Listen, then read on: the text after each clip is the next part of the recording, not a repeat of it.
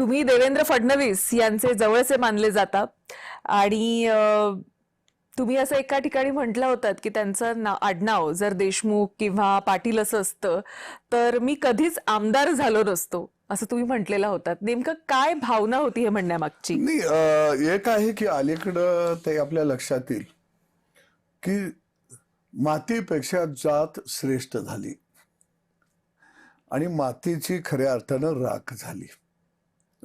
पश्चिम महाराष्ट्रातच अशी तिघे जातीपातीच्या राजकारणाची लागण आहे असं नाही, ती संपूर्ण महाराष्ट्रामध्ये आता सुरुवात झालेली आपल्याला पाहायला मिळते. प्रत्येक एक जातीमध्ये कोणतरी नेता तयार होतो, एक जात काकला मारतो आणि पळायला लागतो आणि मग त्या जातीला वाटतं की या नेत्यामुळं आपलं काहीतरी भलं होणार आहे. भलं जर व्हायचं असेल तर निश्चितपणानं मातीला आपल्याला सन्मान द्यावा लागेल आणि गावगाड्यामध्ये रोजगार निर्मिती करावी लागेल. एक गोष्ट आपल्या लक्षात येईल की राजकारणाच्या पटलावरती शाहू फुले आंबेडकरांचा विचार घेऊन काही मंडळी काम करायला लागली, काही पुरोगामी म्हणून काम करायला लागले. पण मला पुरोगामीच्या ऐवजी सत्तागामीच राजकारणामध्ये जास्त लोक दिसून आले आणि प्रत्येकानं मी शाहू फुले आंबेडकरांचा विचार घेऊन निघालेलो आहे.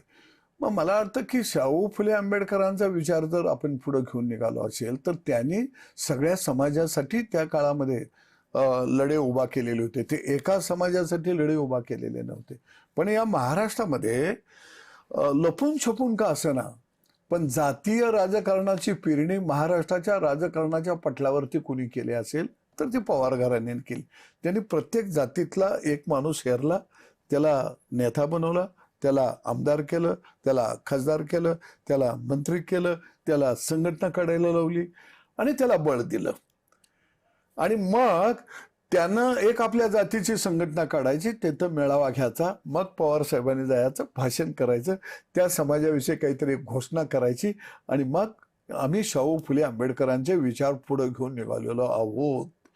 आता शाहू फुले आंबेडकरांचे विचार म्हणजे काय बैलगाडीत ठेवून काय बैलासारखं उडीत होता का तुम्ही? अरे सगळे शाहू फुले आंबेडकरांना मानतात, सगळे छत्रपती शिवाजी महाराजांना मानतात, परंतु विस्थापितांचा आवाज हा नेहमी दाबण्याचा काम या सगळ्या प्रस्थापित मंडळींनी राजकारणातल्या या महाराष्ट्रामध्ये केलेले आहे. आणि आमचा जो लढा राहिलेला आहे तो नेहमी प्रस्थापितांच्या विरोधामधला राहिलेला आहे. कारण सर्वसामान्य माणसं, दुःख जाणणारी माणसं ही राजकारणाच्या पटलावरती येणार नाहीत तोपर्यंत खऱ्या अर्थानं गावगाड्याच्या व्याथा तिथं मांडल्या जाणार नाही.